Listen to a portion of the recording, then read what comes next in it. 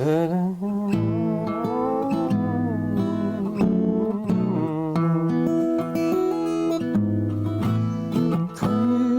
I like Yeah, it. you like that? Yeah.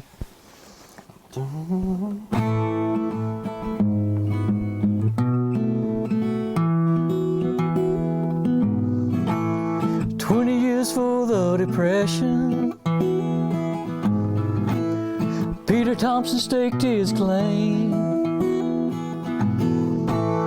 in a little mountain town. Canton was her name. On a scale of 1 to 10, how big of a story is this in Canton? 12. This is the biggest story in Western North Carolina since the mill opened. I'm gonna miss all these guys. Get emotional talking about it. It has a feeling that we're walking into a funeral, and that is the best way to say this.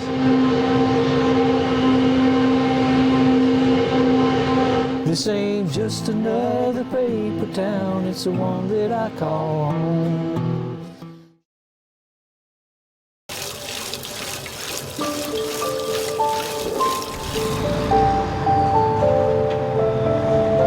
Hours before the last whistle and the smokestacks clear, you can feel the weight in the air. Less than 5,000 people call Canton home, but the Pactive Evergreen paper mill employs nearly 1,100 in the area. Even an outsider could sense the emotions lingering in the air, like the odor of the paper mill. Sad anticipation. Sad anticipation. That's Canton Mayor Zeb Smathers. At just 40 years old, he sounds three-quarter politician, one-quarter preacher. But nearly everyone agrees, 100% sincere. In my mind, as mayor, I knew this day was coming, but only last week when two of the machines, big, large paper machines, there were videos I'd see friends online, sharing the last roll of paper to come off. Did it finally start hitting? And I talked to someone over the weekend. He said, they're going to keep it open. They're going to keep it open. They're doing it because, I said, no, it's over. So when that last whistle blows tomorrow at noon, when the smokestacks, that steam ceases, when that hum stops, then it's going to hit people. And I'm worried about that because until you see it, we've talked a lot about it, but we've not witnessed it yet. And once we see it, that changes things. I'm worried about the mental health side of things. Mayor Smathers feels the weight of the world on his shoulders, but the moment is about this town. There was a prayer rally in our park, and there was a couple, both were in the process of losing their jobs at the mill. And they came up to me and hugged me, tears in their eyes, and said, we're praying for you. If I have people that have lost their jobs and any sense of stability they had in literally just a few days beforehand, and they have the strength and the love to say they're praying for me, there is no excuse I have not to keep going, to do my best, to find the solutions, and encourage people that, yes, there are better days ahead. High-paying jobs gone, an economic engine silenced. Potentially worse, the town's identity in question. 20 years for the Depression, Peter Thompson staked his claim in a little mountain town. Canton was her name. At the turn of the 20th century, only 230 people called Canton home.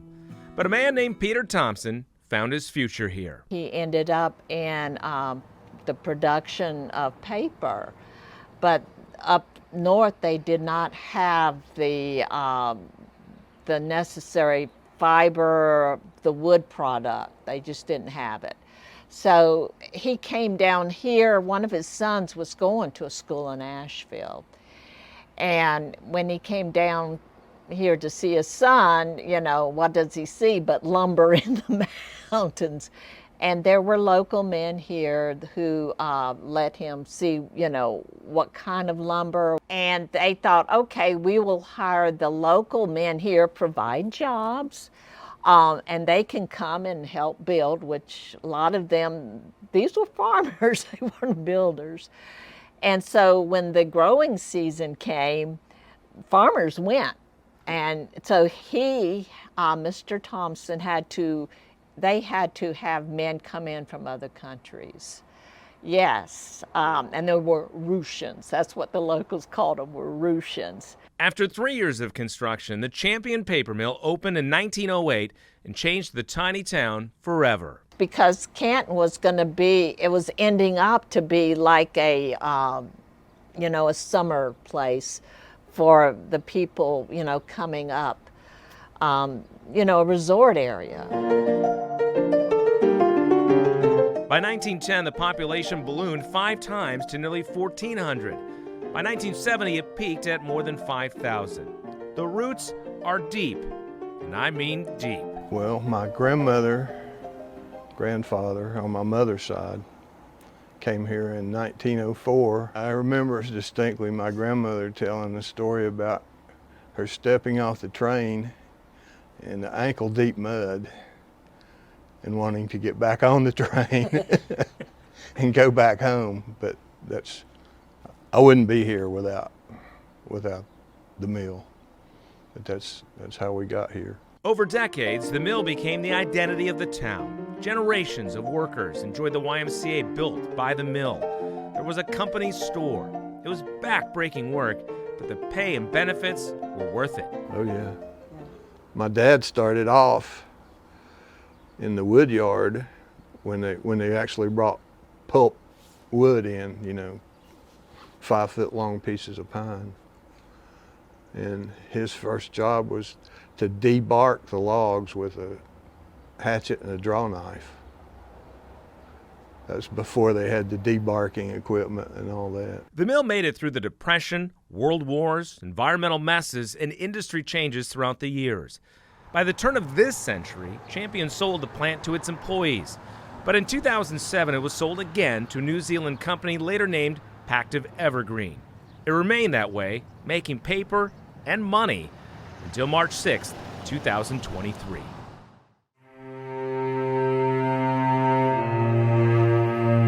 February 8th, there was a leaked internal memo that said that the company was going to shut down one of its 4 paper-making machines.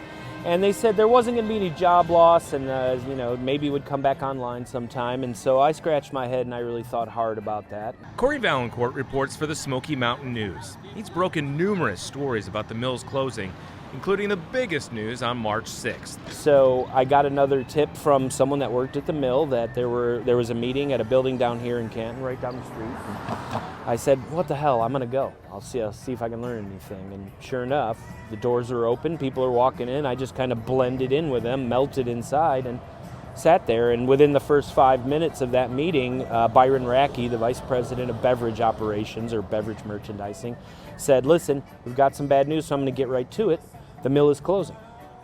Wow. So what was that moment like in that room? It was very, very quiet, very sobering and very quiet. I think there was a gasp or two, but there wasn't any outpouring of grief or anger or anything like that. And I said, I need to let people know immediately. And so I hit Facebook, and I was sitting on a bench right outside. I was watching the sun set literally over the mill. The sun is setting on Evergreen Packaging, and I am pushing send on a Facebook post that no one ever thought they would have to make. Across town, Mayor Smathers' phone rings. It's the town manager. Something was up. A few minutes later, I get called back from the town manager. He says, this may be something important. I said, how so? He says, well, mill security has contacted Canton police officers wanting to know if we could position law enforcement down there. And at that point, we knew something was up. And it's almost after I was drawn down to the post office where the meeting was taking place. And that's when I saw a person pass me. I don't know his name. I just remember, big burly guy, tears in his eyes. And he had a phone to his ear and he was walking, quickly. And you could tell he'd learned the news, was walking away from the meeting. Then I saw some friends of mine down the corner and it was stunned. And you could tell they had tears in their eyes. And again, a death in the family, that was the shock that was happening.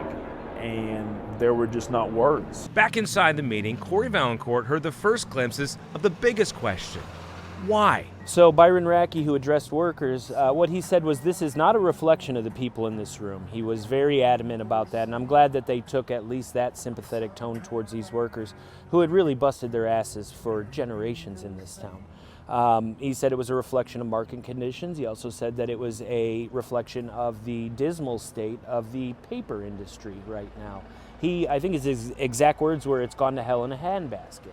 Now, the regional steelworkers VP I talked to said, maybe not hell in a handbasket, but yes, it has become much more challenging, and you don't need to be an international student of geopolitics to figure out why. We've been using less and less paper as a society for a number of years now, and they did cite the cost of upgrading the facility, and I believe Representative Chuck Edwards said the other day he believed it was somewhere around $500 million that they said they would need to bring this place up to be competitive again. Machines in that mill, according to numerous workers we talked to, were neglected. That's what they did. They ran it till it failed, and it failed.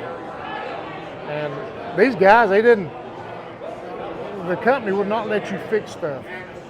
I worked in the storeroom, and the equipment coming in, they would have 4 or 5 pieces of an item come in on something that might take, like belts, it might take 4 belts to run a certain pump, but they'd have 3 of them in stock. That's all they'd keep. Why not keep 20 belts in stock? Well, they said, well, that's money on the shelf. They didn't want money on the shelf. We got 50-year service there. Jerry Henson worked at the mill for 51 years. You remember what you made at the very first time when you started there? First per hour? Yes, it was $2 or something per hour. And I remember after it got stepped up, it was $3.25, which was more than 50-some years ago. It was pretty good. And I remember when I was making $6.66, I said, I don't need any more raises. And now, of course, $34 or so an hour. Over the years, the paper the mill made varied. At one time, was the only mill that made paper for IBM. It had to come off 20 paper machine, pristine water, and all that, and we had the market on that. Then in 1969, 19 machine come in, and we entered the board world. Milk cartons, juices, and all that that was a very profitable business to do that. And then we made lots of writing papers. We made papers on the signs, and just lots of different things diversified.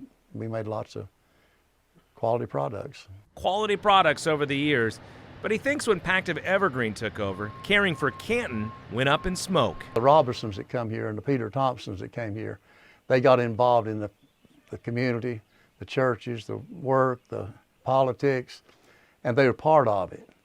But these here lived in other countries. And so this little community doesn't mean a whole lot to them. I'm sure they're good people, I don't know them. But I think that had a lot of effect on just numbers thing, crunching the numbers. That distance between the company and this mill town grew into a canyon on March 6th. I remember getting a phone call from the mill manager at that point that evening, about 7:30. And it was like someone was reading me a press release. It was almost under the impression like they were the first ones that I was learning at that point what had just happened. And that was one of the painful things to begin with. The idea, and it happened, that people learned about their family members losing their jobs with the shutdown came through social media. Hey, That anger traveled to Raleigh and the governor's mansion as well. this mill, something else needs to be done with that property. And we will do what we can to facilitate. I didn't get a call from this company. I didn't know they were going. You all didn't know they were going, but they've just left. We need to hold them accountable. He was exceptionally angry on that first phone call because of no heads up. I mean, the state, a state that is, economically very strong, I mean, there's protocols. I mean, we understand places are going to close. We attract manufacturers. There was a way through commerce to do this and do it over time and give knowledge. There was no warning. How have your conversations with Evergreen gone, or have they at all? What conversation? We've been reporting in this community for a long time. Usually what we try to report on from Evergreen would be notices of environmental violations. But again, they're such a huge part of this community, but they're completely silent. They always had been. And so I made a few attempts initially to contact Evergreen during this process, like a good reporter would. Afterwards, I just stopped bothering. I just stopped wasting my time. In fact, the HR person that I used to deal with over there, she's been gone for over a month. I don't think there's anybody answering the phone. Evergreen has not responded to our requests for interviews. Meanwhile, the hits kept coming in Canton. The stock sales came the next week, and that was when I discovered that 4 executives, I believe, sold about $600,000 of their own stock just 4 days before the announcement. One of them was Byron Rackey, and that's what really kind of rubbed me the wrong way when I learned this. Was he got up in front of these people and he was very contrite, and he said, I think these were his exact words, you can look in the story, he said, "I can't pretend to know how bad this is, but I know enough to know it's bad." Well, what he didn't tell him at that time was he just made $45,000 4 days prior by selling off a bunch of stock. Now, Representative Edwards did say he was calling for an SEC investigation. You know, insider trading is not always illegal. Governor Cooper also wants $12 million back the state gave Evergreen to invest and keep a minimum 800 jobs through the end of 2024. But the real whammy came in early June. Yeah, so this is the real kicker. You know, we get taxed here in North Carolina on both real estate and personal property, and so what they wanted to do was get this parcel reassessed from $19.7 million to $5.8 million.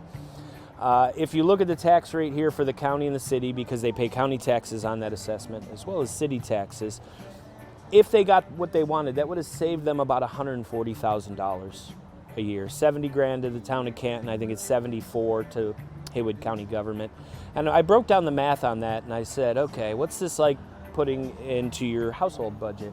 So it ends up being, for a person who makes $150,000 a year, trying to save $3.25 on a cup of coffee. My anger in the initial days, and it still exists, because time and time again, we've seen it happen. There is a lack of respect for these men and women, for this community, for their successes and their setbacks. The decisions are being made that, yes, I understand their business decisions. I understand there are very smart people that answer to, stockholders and accounting departments. But how you go about doing it, how it's announced. I mean, the audacity to ask what is boiled down to as a tax break from a company that has broken our economy, broken our hearts. To have the audacity to ask for that really takes something, and it's not respectful. The town won this battle in early June, but an appeal is likely, and the town will still face a massive budget hole. Well, luckily this budget was in works and taxes were collected. So this budget, we've made some major cuts, but we've stabilized. Next year, it's at least a $3 million hole. And how big is the budget? $11 million, give and take. The state may help in the short run, but in the long run, the workers may take the biggest hit. The JMAC grant agreement that Pactiv filed with the state, they had to list their average wage. It was $84,500 a year. That's nearly triple the median income here in Haywood County. And so that's why this thing is being felt so strongly. Many workers are getting other jobs, but finding ones that pay anything near the mill are few and far between. How you feeling? It's tough. Tears already fill the eyes of Mayor Zeb Smathers as he takes his wife and son's hands and heads to a local park to listen to the mill whistle one last time. It has a feeling that we're walking into a funeral, and that is the best way to say this. Businesses open and close all the time. This is more than just a factory. I think by everybody coming here, we're going to send this old dame off with a farewell she deserves. The whistle, for the most part, blew several times a day, every day, for 115 years. It was a part of Canton, As the shifts changed, it blew. At lunch, it blew. And it even played a role beyond the mill. I grew up on North Main Street, and at the time I was growing up, you had the fire departments work together, and they had the two whistles. There was, like, we used to call it the bull whistle and then the siren, and there were codes. It's sad because I grew up with it. You know, I'm 69 years old, so I've heard it every day, and regardless of what I was doing, and the whistle has just been such a symbol of town. I mean, that's Pat Smathers. He's Mayor Zeb Smathers' dad. But Pat Smathers was mayor too, from 1999 to 2011. Perhaps his biggest crisis? Mill owners stopped blowing that whistle in 2003. With technology like cell phones, the original purpose no longer existed, and a few people wanted to silence the whistles. So they cut it off. And I was the mayor at the time, and of everything that I've had to deal with in the 14 years I was mayor, I got more calls over why isn't the mill whistle blowing. That includes a devastating flood. That includes the flood. I got more calls from community members.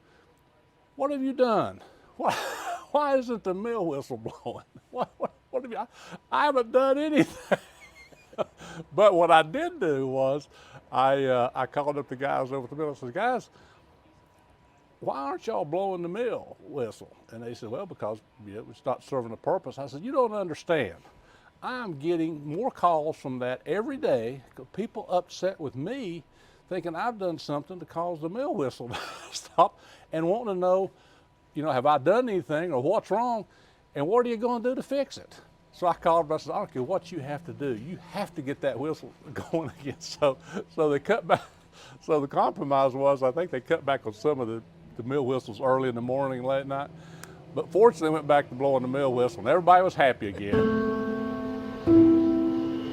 But now, he will witness the whistle one last time. This time, with his son as mayor. Have you thought about what it's going to feel like when you listen to that whistle the last time?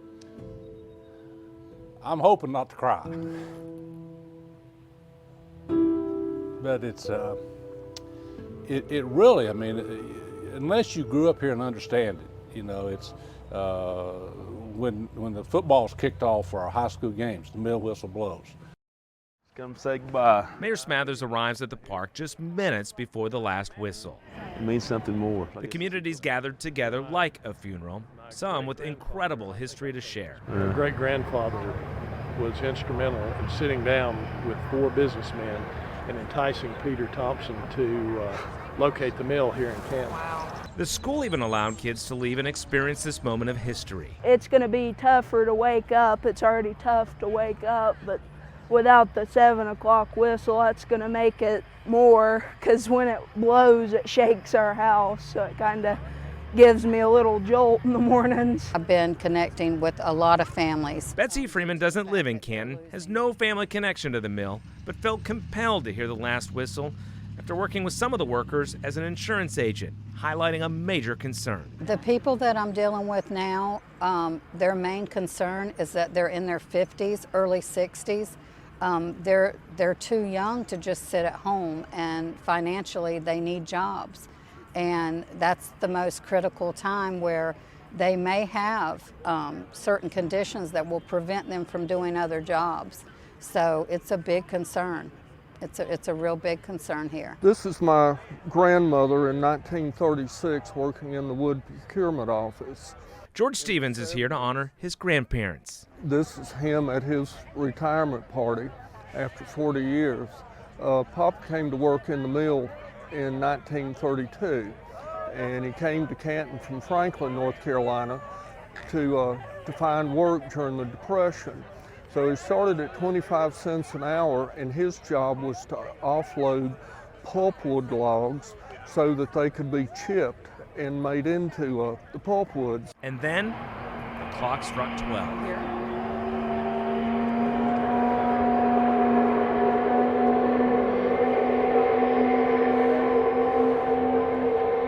Much like a funeral, the quiet small talk ended and the morning began.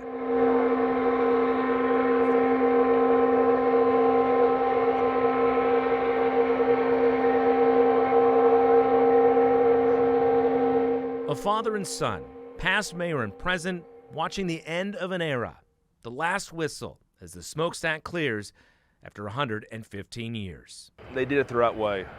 I mean, it's, I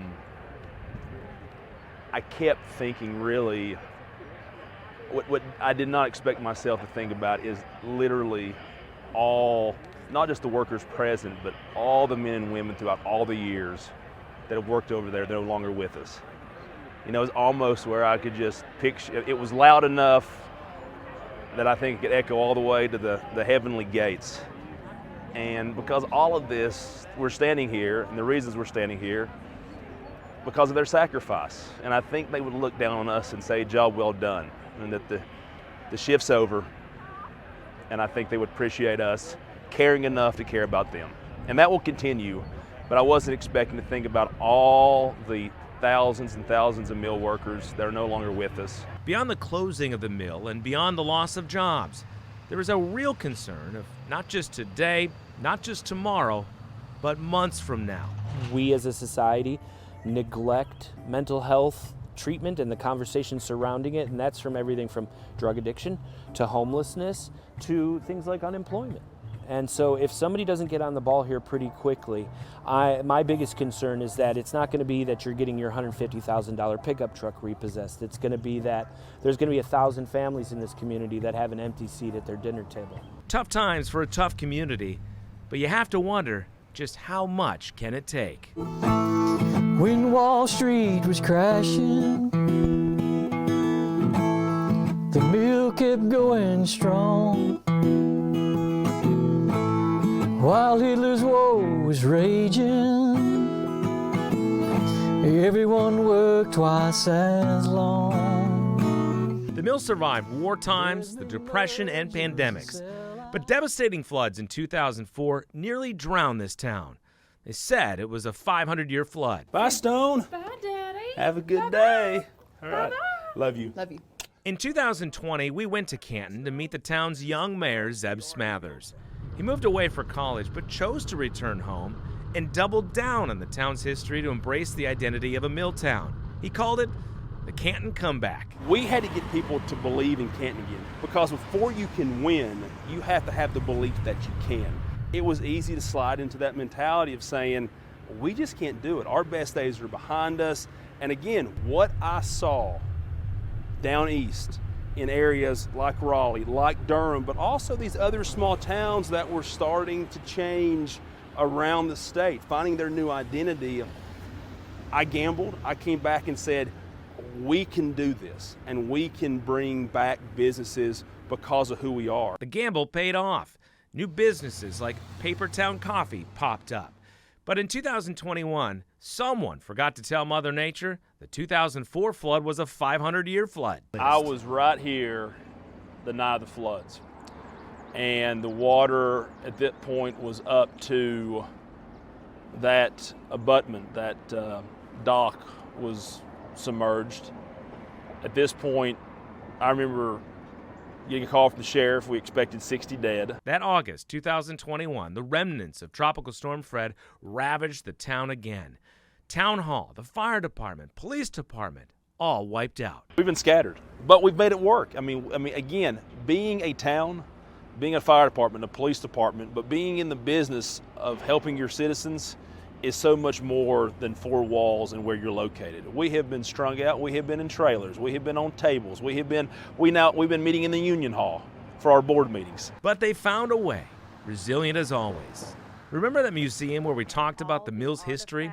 If you look closely, we were in darkness, talking by the light of a lantern. No electricity because of the flood. 2 years later, it's still not open due to damage. Down the street during a visit last year, we met Kevin Sandifer of Bear Waters Brewing. The river nearly swallowed his brewery. At that point, I knew we had to evacuate. It was too dangerous, and so I threw the switches on all of the main power panels in the building, cut the power off so that everything went dead, and then ordered the evacuation, and we all immediately started leaving the property. But when he could have quit, the community showed up. I had 70 volunteers of customers that come here that just showed up and said, how can we help? And you talk about a humbling experience to see a community come in and rally around your business and say, you have to survive. How can we help you? Was just beyond, belief. Once again, resilient. While the last whistle blared in late May, workers didn't clock out for the final time until early June. We met Kevin Sandifer again at Bearwaters Brewing. The 2021 floods in the rearview mirror, but now he faces a factory with no workers across the river. You think, these are folks that come here after work or they spend their weekends here, and so what will that look like? And will they have to relocate? Will the demographic here change? Will the income levels change? All those questions go through your mind as a business owner, because it directly affects what we do. But he's optimistic, and his connection to the mill led to a special moment in these final days. This is going to be pretty emotional, so the last call for the last shift is going to be held here.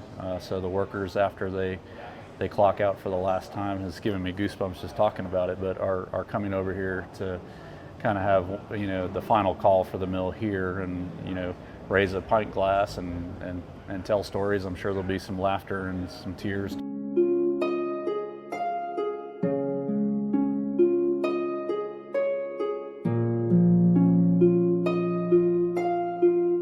On a warm Thursday morning, workers quietly walking into the plant one last time.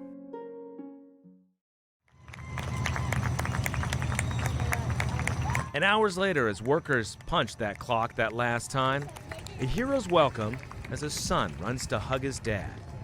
Up the steps, an emotional hug, and then the sign for Granddaddy, who served more than 50 years here. He and others almost unanimously point to one thing they will miss the most. Well, all the people and getting up and coming to work every morning at 6:30. It'll be a big change. People. I mean, they're our family anyway. I mean, we spend more time with the guys in here and the ladies in here than we do our own family. So, I mean, they are our family. Down at Bearwaters Brewing, the last call to mark the last shift, and the same sentiment, a pint of sadness with a shot of humor to mask the sadness. I'm gonna miss all these guys. Get emotional talking about it. They're family. They're family. There's people over at this table right there. That girl right there I used to work with her 30 years. We couldn't stand each other. Yeah, we hated each other. But she's sitting right there and we're having a beer together. Of course, I had to buy the beer, but we're having a beer together. But yeah, I mean, just like your family at Christmas. So you're gonna have Christmas people come in, and half of them you ain't gonna like, but yet you're gonna still love them and be with them and do stuff like that.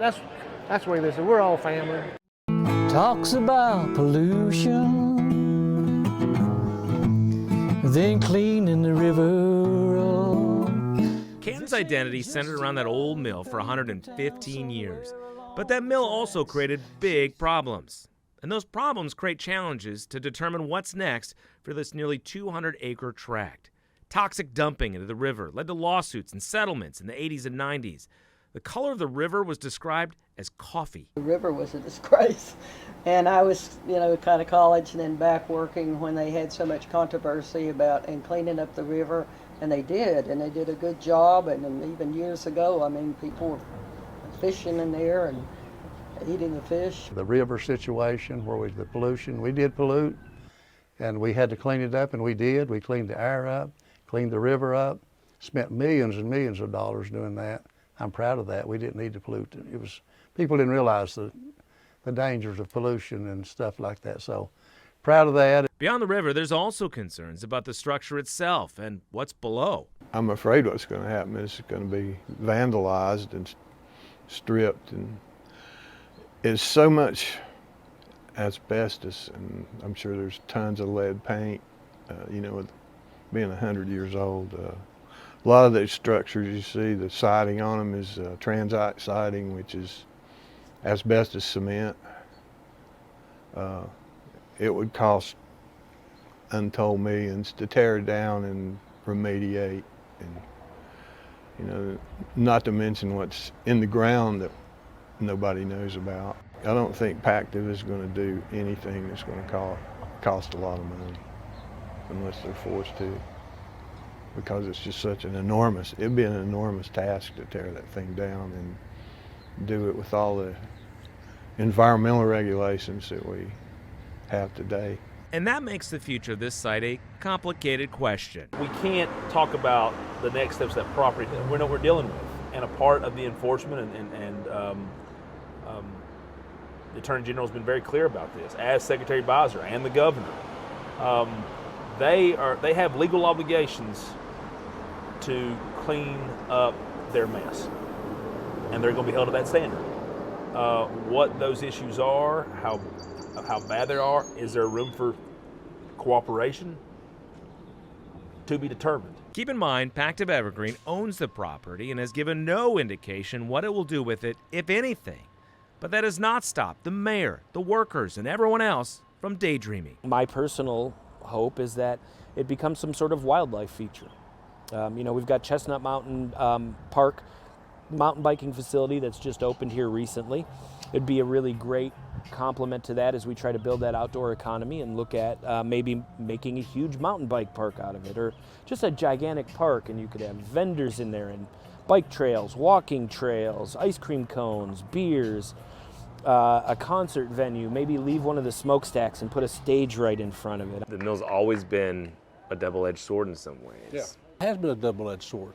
But I'd categorize that by saying both sides are sharp. The mill has been a great provider. It has done wonders for this region. It has helped the forest industry. It has kept a lot of people here. It is, as the Balsam Range song says, it sent kids off to college and had a good living. But it's also other businesses coming here couldn't compete with the wages of the mill, and so and it keeps people here. But there's going to be, and I think those people are still going to stay here. I think our traditional Canton people are going to stay here, but you're going to have new people coming in now. Let's go to the bookstore. It's one of our newest businesses. The current mayor knows his hometown's future is as clear as that river was in the 70s, but he too has ideas. But at the end of the day, I see a mixed development, and now people throw that term around. I think the next level of mixed, I see residential, I see commercial, I see tech, I see an opportunity for a university component. But again, I want to connect it to our past. Just 20 miles from Asheville, it's prime for growth. A way to connect the past to the future. Decisions now that could shape the next 115 years. And again, that's what weighs on me, is doing it in a way we will be judged by that. I think I told you, Stone, my 3-year-old, he won't remember the mill. It's heartbreaking that he will not remember the smokestacks, the smell. He won't. But he will remember, and he will judge us on what we do at this moment. That will he be able to go down there and experience a concert, or live down there, or get a job on the mill campus side, or return home to go in the river and go to a brewery on the river. We get to do all of that. This is legacy. And I think rarely in life do you get to do something that you know will last way beyond you. Resilience and hope, the thread that weaves through this mill town generation after generation. By the way, Mayor Smathers negotiated with Evergreen, and those whistles will stay in Canton, signaling the start of football games and who knows what else for generations to come. Now, if you thought this town couldn't face anything else, think again. Can we talk about the earthquakes for a second? Yeah, that's a strange thing. Suddenly we've been having quite a few. I don't know what that's all about. 8 earthquakes from May into June, ranging from a 1.8 to 3.2. It was really interesting. I was asleep when the last one came through, about 6:09, I guess it was, in the morning. And my first reaction was that it was a thunderstorm, and maybe a clap of thunder was rumbling outside. And then when I felt the pressure change go through, which I'm kind of sensitive to those things, I thought that was not a thunderstorm. Earthquakes are rare but not unheard of here, but the amount in a short time, and of course the timing, has the town shaken. I've heard everyone from God, Reuben B. Robertson, and Pactive blamed for that. I mean, you know, we really don't know. I have multiple conspiracy theories that it involves the vibration from the mill no longer keeping things settled, or perhaps underground water flows have changed because they're no longer buying as much water. Truly, I was making the joke that, you know, we have gone through a pandemic. We've gone through floods. I mean, at one point, Stone brought home hand, foot, and mouth. I got bulls. We've gone through economic ruin. And the joke was, but for earthquakes and locusts, that's the only thing missing on our Revelation bingo card. And what should happen then earthquakes? Not just one, I think we're up to 9 now. Well, you know, if we're going to shake things up, we might as well shake things up, right?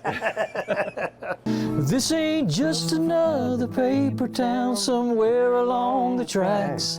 She's seen a share of ups and downs and always bounces back. This song, through this story, it's called Paper Town. From the mountains and the farmland, round smokestack she has grown. This ain't just another paper town, it's the one that I call home. Written, performed, and released in 2012 by the bluegrass band Balsam Range. That song's about the pride of the people. Haywood County is beautiful. It's full of majestic beauty with its mountains and streams.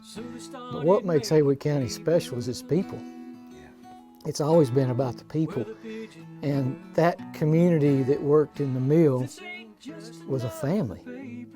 You know, they weren't immediate family members, but they spent as much time with each other, with people in the mill, as they did their own families. In just a decade, it became an anthem for the town, taking on more importance than ever these past few months. I'm still proud of it in the fact that it became a theme song for my hometown, but I do know what the weight of it now. My son plays for the high school baseball team, and we would work in the press box and play the music. My wife would play the music and stuff, and at the end of one of those games, right after the announcement, they hit Paper Town in the crowd, man, people just started crying. I was like, this is way bigger than we ever thought. So I'm pretty defiant about the fact that Paper Town, it's like Buddy said, it's the people. It's whether the steam's coming out of the stacks or not, it's still Paper Town. Despite the mill closing, despite the devastating floods, what separates this community? It's resilience. That incredible sense of hope of a bright future, even as the sun sets on 115 years of history and the sounds of the mill go silent forever. The song Paper Town is about that for the community. It brings that spirit of what the community's about, and that's what the song was written for. It was such an intricate part of our lives that it was that important of a song to speak of. It was not just another paper town, it's part of who I am, you know. That was more important now, that song. Yeah. This ain't just another paper town, it's the one that I call home. This ain't just another paper town, it's the one that I